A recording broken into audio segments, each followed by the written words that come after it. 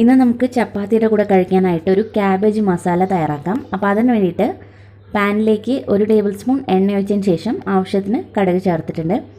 കടുക് ഒന്ന് പൊട്ടി വന്നതിന് ശേഷം ഇതിലേക്ക് 1/2 ടീസ്പൂൺ ചെറിയ ജീരകവും കൂടി ചേർക്കാം. ജീരകവും കൂടി ഒന്ന് മൂത്ത് കിട്ടണം.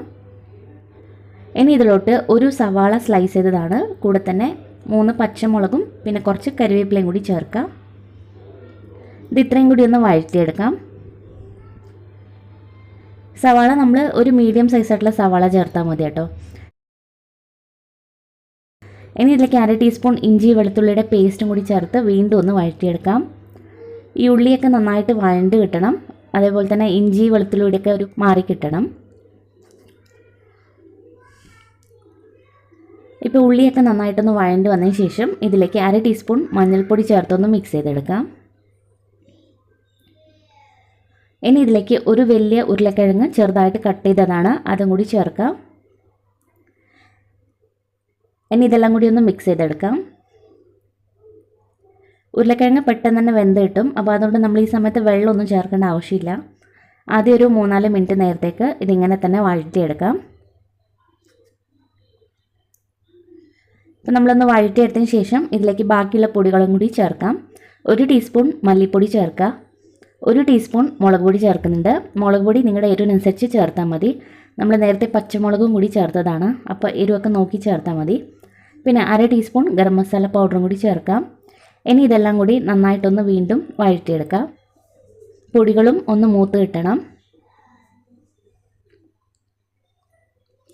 ഇപ്പോൾ ഈ പൊടികളും അത്യാവശ്യം നന്നായിട്ടൊന്ന് വഴറ്റിയെടുത്തതിന് ശേഷം ഇതിലേക്ക് ഒരു മീഡിയം സൈസായിട്ടുള്ള തക്കാളിയും കൂടി ചേർത്ത് ഒന്ന് വഴറ്റിയെടുക്കാം. തക്കാളി കുറേ സമയം വഴറ്റേണ്ട ആവശ്യമില്ല, ഒരു 2-3 സെക്കൻഡ് നേരത്തേക്ക് ഒന്ന് വഴറ്റിയെടുത്താൽ മതി. പിന്നീട് നമ്മളിത് എന്തായാലും വേവിച്ചെടുക്കുന്നുണ്ട്. പിന്നെ തക്കാളി ഓപ്ഷനിലാണ് കേട്ടോ, വേണമെങ്കിൽ ചേർത്താൽ മതി, പക്ഷെ ചേർത്താൽ നല്ലതാണ്. ചെറുതായിട്ടൊരു മാറും. ഇപ്പോൾ തക്കാളി ഇഷ്ടമില്ലാത്തവർക്ക് ഒഴിവാക്കാം. പിന്നെ ഒരു ക്യാബേജിൻ്റെ പകുതി ഭാഗമാണിത്, അപ്പോൾ ഇത് ചെറുതായിട്ട് കട്ട് ചെയ്തതാണ്, അതും കൂടി ചേർക്കാം. ഇനി നമ്മളിതേക്ക് ഉപ്പ് ചേർത്തിട്ടില്ല, ആവശ്യത്തിന് ഉപ്പും കൂടി ചേർത്ത് ഇതെല്ലാം കൂടി വീണ്ടും ഒന്ന് മിക്സ് ചെയ്തെടുക്കാം. അപ്പോൾ ഇതിലേക്ക് നമ്മൾ പ്രത്യേകിച്ച് വേറെ വെള്ളമൊന്നും ചേർക്കേണ്ട ആവശ്യമില്ല. ക്യാബേജിൽ നിന്ന് തന്നെ അത്യാവശ്യം വെള്ളം വിട്ട് വരും. പിന്നെ നമ്മൾ ക്യാബേജ് കഴുകിയെടുക്കുമ്പോൾ കുറച്ച് വെള്ളം ഉണ്ടാവുമല്ലോ, അത് തന്നെ മതി ഇത് വെന്ത് കിട്ടാനായിട്ട്. ഇതിപ്പോൾ ഒരു 5 മിനിറ്റ് ലോ ഫ്ലെയിമിലിട്ട് വേവിച്ചെടുത്തതാണ്. ഇതൊന്ന് മിക്സ് ചെയ്തെടുക്കാം. ഇതിലിപ്പോൾ ചെറുതായിട്ട് വെള്ളത്തിൻ്റെ ഒരു അംശമുണ്ട്, അപ്പോൾ നന്നായിട്ടൊന്ന് മിക്സ് ചെയ്തെടുക്കാം. പിന്നെ അത് ചാറ് പോലത്തെ കറിയല്ല കേട്ടോ, കുറച്ച് ഡ്രൈ ആയിട്ടുള്ളൊരു കറിയാണ്. അപ്പോൾ ഇത് കുറച്ചും കൂടി ഇത് വേവാനുണ്ട്, വീണ്ടും ഒന്ന് അടച്ച് വെച്ച് വേവിച്ചെടുക്കാം. അപ്പോൾ നമ്മളൊരു 4 മിനിറ്റും കൂടി വെച്ച് എടുത്തതാണിത്. ഇതിപ്പോൾ ശരിക്കും വെന്ത് വന്നിട്ടുണ്ട്. ഉരുളക്കിഴങ്ങൊക്കെ നല്ല പാകത്തിന് വെന്ത് കിട്ടി. അതുപോലെ തന്നെ തക്കാളിയൊക്കെ ഒന്ന് ചെറുതായിട്ടൊന്ന് ഉടച്ചു കൊടുക്കുക.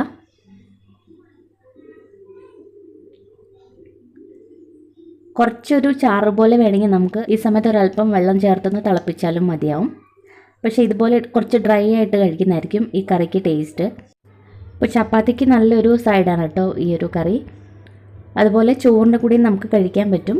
അപ്പോൾ ഈ ഒരു റെസിപ്പി ട്രൈ ചെയ്തിട്ട് അഭിപ്രായങ്ങളൊക്കെ അറിയിക്കുക. വീഡിയോ ഇഷ്ടപ്പെട്ടാൽ ലൈക്ക് ചെയ്യാനും സബ്സ്ക്രൈബ് ചെയ്യാനും മറക്കരുത്. താങ്ക്